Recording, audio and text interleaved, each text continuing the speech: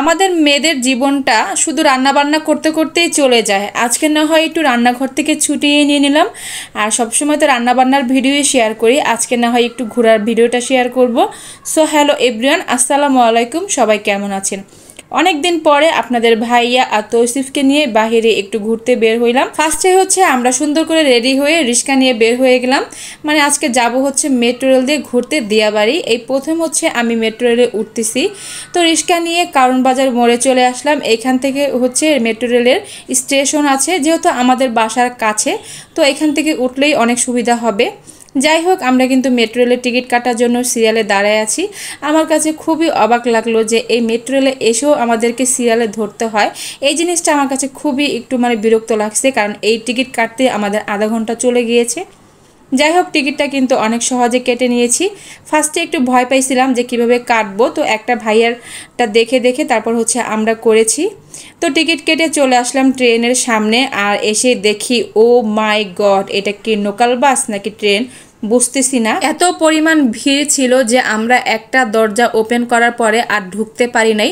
পরে একটু সামনে যে আরেক দরজা দিয়ে ঢুকেছি অনেক ঠেলাঠেলি করে। উঠার পরে মানুষ দেখে আমি তো অনেক অবাক হয়ে গেছি। এত পরিমাণ মানুষ ছিল, ভিড়ের জন্য কোনো ছবি বা ভিডিও তো করতেই পারি নাই, শুধু মানুষের পেট আর মাথা আর পা দেখা যাচ্ছে। যত ভিড়ই হোক না কেন, আমি উঠে কিন্তু অনেক হ্যাপি, কারণ মেট্রো রেল দিয়ে আমি দিয়াবাড়ি গিয়েছি মাত্র 25 মিনিটে, যেখানে বাস দিয়ে গেলে প্রায় 2 ঘন্টা 2.5 ঘন্টা বসে থাকা লাগতো।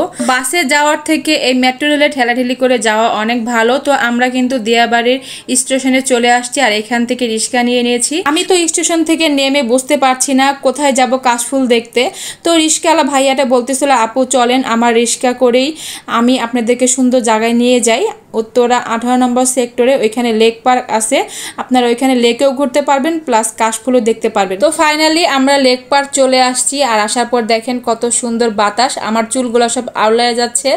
এইদিকে আমি একটু ঘুরে ঘুরে ভিডিও করে নিলাম, আর একটা ভাইয়াকে দিয়ে আমরা ছবি উঠাই নিছি ডিএসএলআর ক্যামেরা দিয়ে। প্রত্যেকটা পিস হচ্ছে 10 টাকা করে নিয়েছে, একেবারে ফিক্সড। এইদিকে এসে মনটা একেবারে খারাপ হয়ে যাচ্ছে। তৌসিফ তো আইসক্রিম নিয়ে দৌড়াদৌড়ি করতেছে, আর এখানে সূর্য ডুবে যাচ্ছে, ছবি তুলতে পারতেছে না, ভালো করে কয়েকটা ভিডিও নিতে পারতেছে না।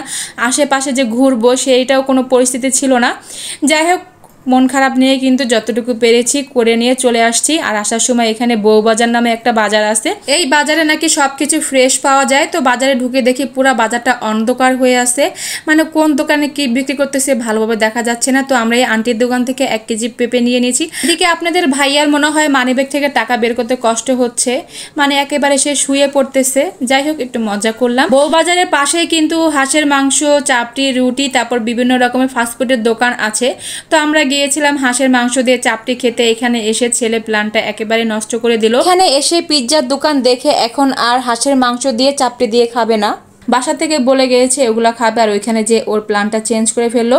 এখন কিছু করার নাই, ওর কথা মতনই আমাদেরকে খাবার নিতে হবে। তো একটা পিৎজা নিয়ে নিয়েছি, আর তাড়াহুড়ো করে খেয়ে নিচ্ছি। আর অন্য কোনো খাবার আসলে খাওয়ার সময় ছিল না, কারণ মেট্রো রেল 8টার দিকে বন্ধ হয়ে যায়। আমাদের এখানে পিৎজা খেতে খেতে প্রায় 7টা বেজে গিয়েছিল। পিৎজা আর চা খেয়ে আমরা স্টেশনে চলে আসছি, আর বউবাজার থেকে স্টেশনে আসতে কিন্তু 5 মিনিট লাগে।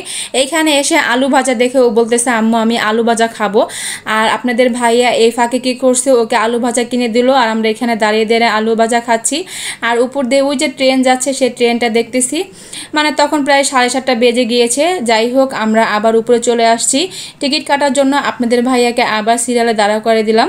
এখানে যাওয়ার সময় কিন্তু সিরিয়াল ধরে টিকিট কাটতে হয়। টিকিট কাটার পরে ট্রেনের জন্য দাঁড়ায় আসি, আর দেখেন একেবারে ভিড় কম, মানে দুপুরবেলা যে ভিড়টা থাকে রাতে ওই ভিড়টা থাকে না। আর আপনাদের ভাইয়াকে বললাম এই ফাঁকে একটু ভিডিও নিয়ে নাও। ওইদিকে আলহামদুলিল্লাহ ভালো মতন ঘুরে ঘুরে বাসায় চলে আসছে। আর এসে আপনাদের ভাইয়াকে বললাম পেঁপেটা কেটে নাও। তো পেঁপেটা কেটে নেওয়ার পরে খেয়ে একেবারে ব্যাককল হয়ে গিয়েছি, কোনো মিষ্টি ছিল না, একেবারে পাইনসা। তো আজকের মতন আমার এই ভিডিওটা এই পর্যন্ত। যাদের কাছে ভালো লাগবে অবশ্যই লাইক কমেন্ট শেয়ার দিয়ে পাশে থাকবেন। আল্লাহ হাফেজ।